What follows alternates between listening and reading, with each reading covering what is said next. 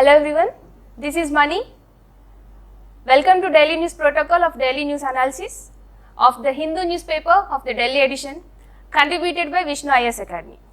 Today we are going to see the newspaper analysis of date 26th March 2022. These are the listed topics to be discussed for today. Now let's go into the first topic. Rupee Ruble trade heartening milestone. Recently we have seen that India and Russia both are trying to get connected with their currencies in their economy.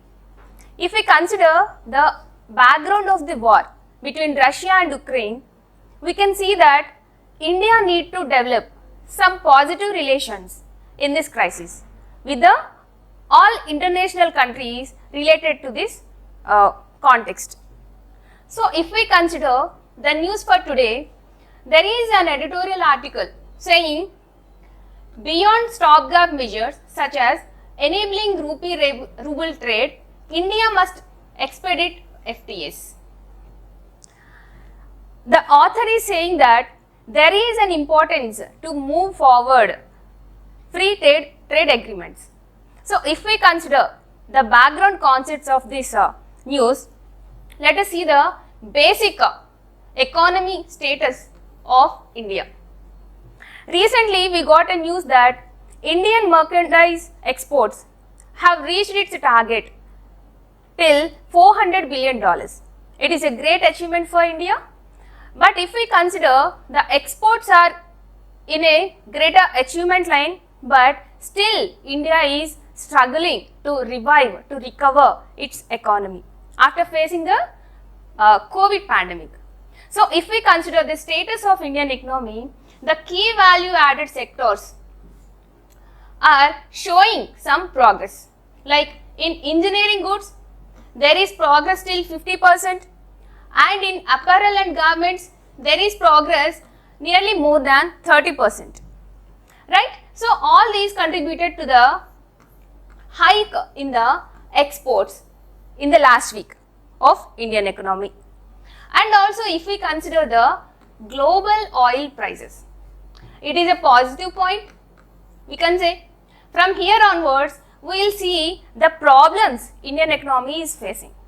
Okay, so if we consider the global oil prices, as in recent times, the oil prices are increasing. So, because of that, the dollar, US dollar is also surged in its prices. Overall, if we consider, it showed 150% of hike in the shipments of goods from Indian goods. So, that is why if we consider the export, the impact on the exports, they will increase. If you should understand the concept behind this, right? Let me tell you clearly that the oil prices are increased so that the dollar has increased, so that the exports will become cheaper. You should know the concept here. Why exports becomes cheaper? If there are hikes in the global prices. If we study the concept here, see, if there is $1, let us consider $1 is there in the international business market.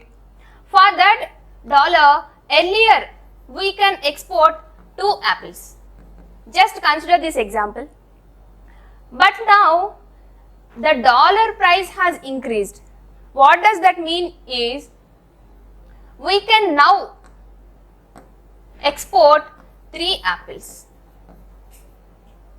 That means exports will become cheaper. Because of the impact of hike in the dollar price, our exports become cheaper, so that the exports from India will be increased, right? Here you can notice the difference, right? So if we consider it is the India, it is the territory of India, from India 3 apples will go out for $1. That will create some demand for our Indian goods, right? If the demand increases in the international market, our Indian exports will also increase. That's how our Indian exports have increased recently, of course with another efforts with the Indian governments and embassies. So if we consider imports now, right, it is a positive point. Let it put it aside for a second. So if we consider imports, like if we earlier were importing 1 apple for $1, or let us consider, it is an example, right? Earlier, let us think that we used to import 2 apples with $1 into India. Now, after the hike of the dollar, the imports will become 1 apple, right? So that's how the effect of the import and export will be in reverse manner. Clear? So what I am trying to tell here is the exports will increase, but the imports will reduce. What would be the effect on the economy on a whole? The economy will get affected in a negative way, of course. Why? Because imports are not getting any benefit to the country. Of course, we have seen some rise in the exports. So that's why even though we got some hike in the exports, Indian economy is still facing some struggles. So it is the background reason of that. Okay, so here the point is here, imports are much greater than higher than exports. These can be considered as persistent challenges. These challenges are there in the India from so many years and they are persistent.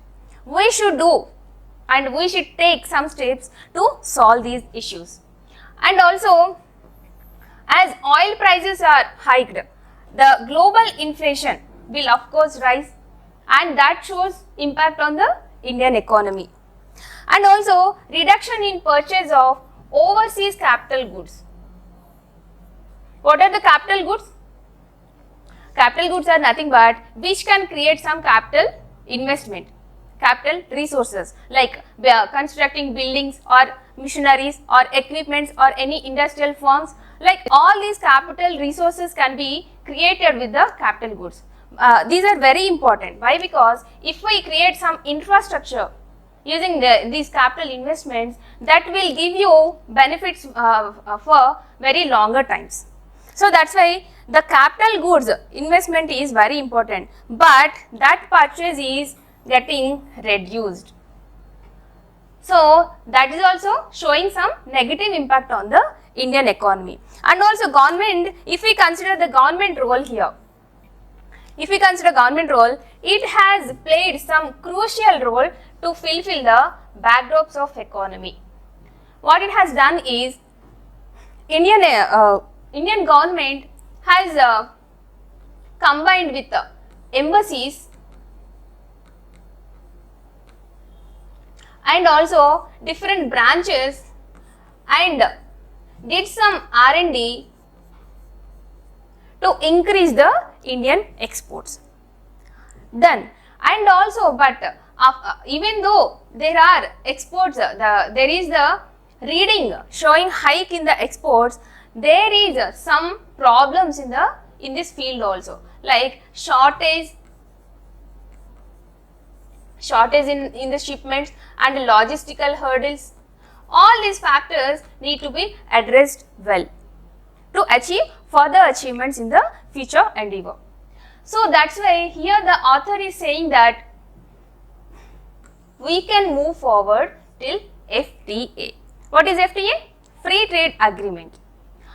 Instead of considering the relationship with war-prone nations, we can consider more on the free trade agreement so that our economy can be revived and our economy can be encouraged in a positive way. So that is all about this article to know about the concepts. Now let's move on to the next topic, that India's complex position on Islamophobia.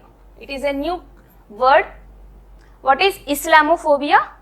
It is nothing but some sort of feeling, having some phobia against the Islamism, like equating the suicidal attacks or terror attacks, aparting all these with the whole community of Islam. It is not the whole community of Islam who are doing this, right? There are some few people, few groups, terrorist groups, those belong to Islam, they are doing such terrorist activities. But considering these few things, we can't apart that Islamism is a danger kind of religion. So, considering these concerns, there is some resolution released in the UN General Assembly. Recently, UN General Assembly has released some resolution on the on International Day to combat Islamophobia. Right? The March 15 is considered as International Day of Islamophobia. March 15, International Day to combat Islamophobia. The draft for this was introduced in UNGA by OIC. It is the permanent representative from Pakistan to UN General Assembly. It is the Organization of Islamic Cooperation. It is trying to fight for the Islam to gain some positive attitude from the international community. So that's why it has produced some draft in the UNGA and it was sanctioned as a resolution. Now let's try to understand the concept Islamophobia. It connotes fear of and prejudice, discrimination and hate speech against Islam. That is as simple as that, Islamophobia, and it seeks to address negative stereotyping. Like we have said earlier, terrorist activities and all, those cannot be imparted on the entire religion. Okay. So, all over the world. If we consider Indian stand on this, India is not completely agreeing to this argument. Why? Because India is saying that the Islamophobia is a little narrow word.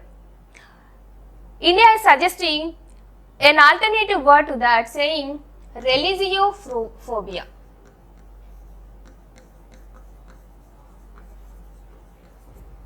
The word religiophobia will include all the religions at a time. So, if any such incidents would happen to frighten considering the religion, we can say the religiophobia would be the reason behind that. So, instead of aparting this concept with only Islam, only Muslims, we can consider in a broad manner. That is the viewpoint told by the India. While saying this, our representative, Indian representative in UN Assembly, UNGA, they said that Buddhists and Zoroastrians and Jews, all these sectors were also facing some problems. They are also facing some hatred in the society. So that's why the religiophobia would be a compensating word for the Islamophobia. That is the whole issue behind this. Next, let's move on to the next topic. Forging a social contract for data. There is a huge article in today's newspaper regarding the data policy. There is a data accessibility and use policy. A draft was introduced in the House by the Ministry of Electronics and Information and Technology. A draft was introduced, dated 2022.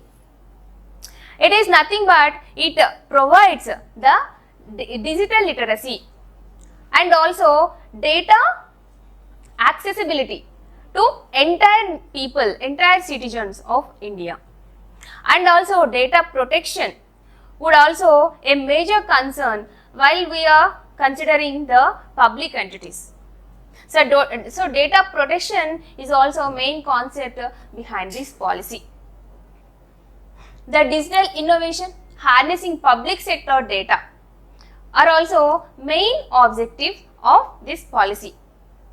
And also the non-personal data. Non-personal data should be made available to everyone. That is also the maximum access.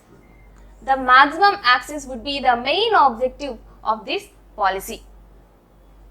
So, if we see any bottlenecks in this field, if we consider what would be the reasons for the data infringements or any defaults in this sector, we can consider slow progress on the open government data platform.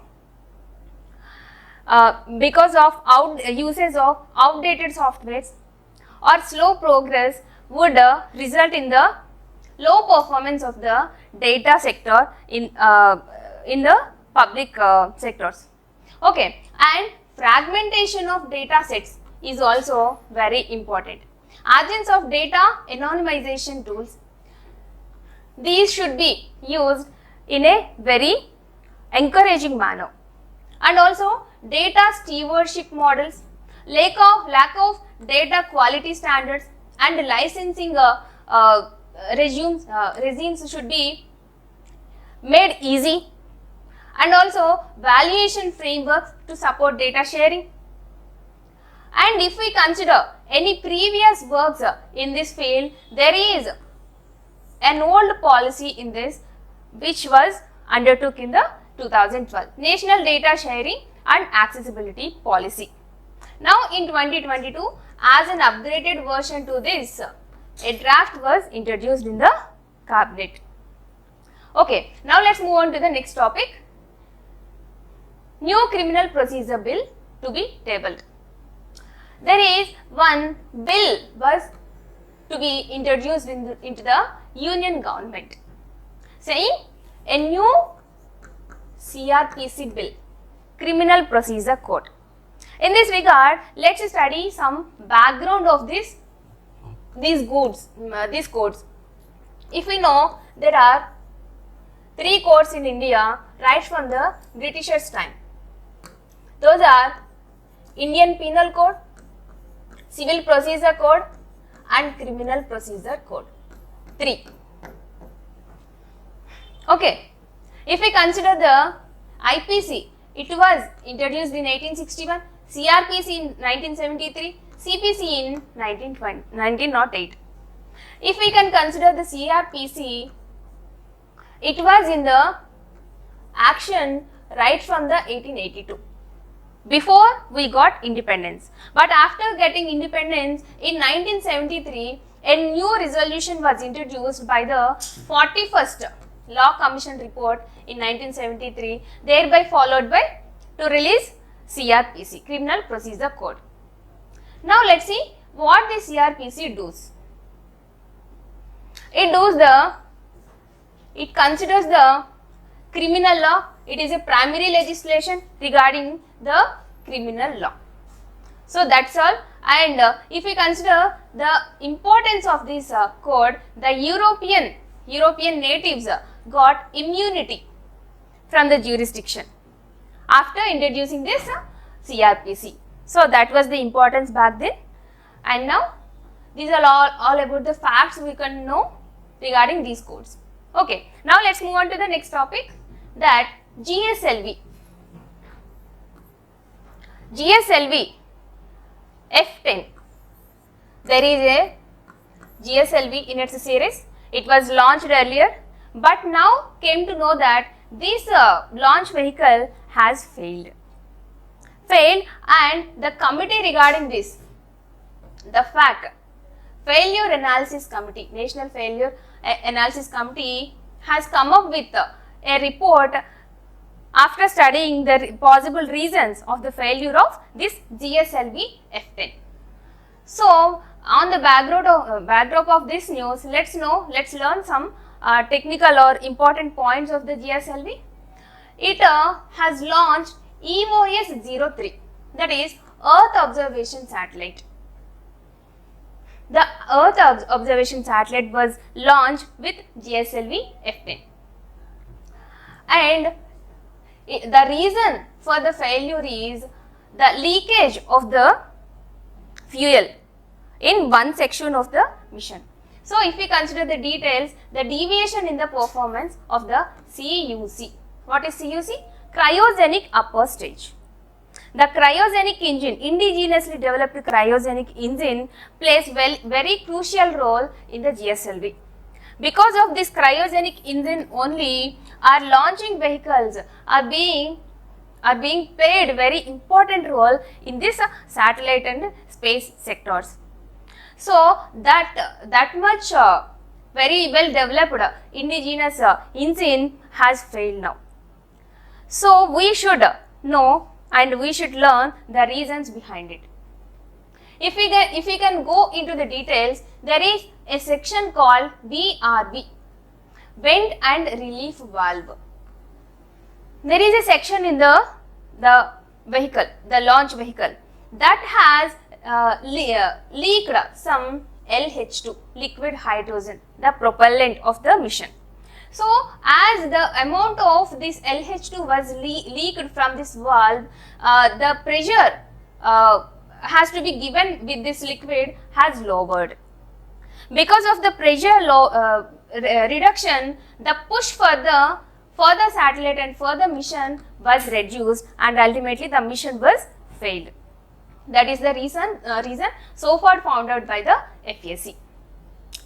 And also there is a section called FBTP, Fuel Booster Turbo Pump. Booster Turbo Pump also malfunctioned. Right? If we can see the structure of GSLV, note down one point here. In the year 2018, there was a question regarding this panels, straps, liquid straps. They have asked some question based on the stage of the fuel, whether if it is a solid fuel or a liquid fuel. Like that, questions are coming considering the structure of these launch vehicles. So now let's try to learn the outline of the structure of this GSLV. In the first stage, we will have liquid strap-ons. In this, we will have some liquid propellant. After that, in the second stage, there is one GL40. Okay, and after coming to the third stage, there would be cryogenic system. Cryogenic upper stage engine would be there in the third stage. And finally, in the head, we will have the main satellite to be launched in the final step. Ours is, right now ours is the EOS, Earth Observatory Satellite. So, if we consider the leakage was in VRV, it was happened right in these stages only, first and second stages. They will get removed from here going on. So, after removing this, it will give some push. The fuel will get burned and it will give some push to the remaining part of the vehicle. and after removing this also, here also it will get some push, but here the LH2 was leaked, liquid hydrogen was leaked. So the pressure given with this fuel to the cryogenic engine was lessened, right? That is the reason for the failure. So in this backdrop, let us learn some basic points of our launching vehicles, Indian launching vehicles, SLV and GSLV. These are the very much main important launching vehicles of India right now, and we are being launched very important satellites using these vehicles, domestic and international satellites both. Okay, PSLV is the Polar Satellite Launch Vehicle. It launches the satellites in low Earth orbit satellites, okay, in the polar and sun synchronous orbits. Okay, but GSLV launches the heavier. It is important. It is for light satellites, but GSLV is for heavy light class satellites, and also it launches in the geosynchronous satellites, in the geosynchronous orbit also. And as we have discussed earlier, the third stage and the final stage would be having the cryogenic upper stage engine. Okay, these are the basic points we have to know. Now let's move on to the next topic. Here, just for a second, let us see some specifications of EOS-03. Now let's see just a few objectives of the satellites that has to be launched if the mission was successful. Okay, we can get questions in this area also. So now let's try to learn. EOS-03 is the first state of the art missile, the Earth Observatory satellite. The objectives of this satellite are the near real-time imaging and the natural disasters and episodic events in the short-term events, and also to obtain spectral signatures for any cyclones or forests and any oceanic observations, the close and real-time and near images can be captured with the EOS-03. So those are the objectives. And one more fact here is it was planned to set up for 10 years, but unfortunately it was not launched successfully. Okay. So if we see any few facts of the day, prelims facts of the day, there was a report, an index released by Niti Aayog, that is Export Preparedness Index 2021. Export Preparedness Index 2021 released by Niti Aayog in collaboration with the Institute of Competitiveness. It has released the second edition in the 2021. Earlier, the first edition was released in 2020. If we consider the analysis of this, it is a comprehensive analysis of India's export achievements. And also there would be 4 parameters, key parameters of this index to consider. It's to result out its report. Those are nothing but it will study on policy, and also it will study on business ecosystem and export ecosystem and export performance. Sometimes you may get questions in these parameters also.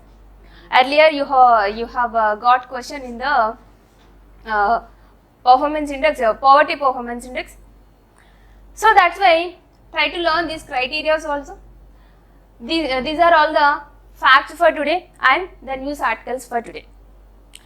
So this is the entire current affairs class for today. Have a nice day. Thank you.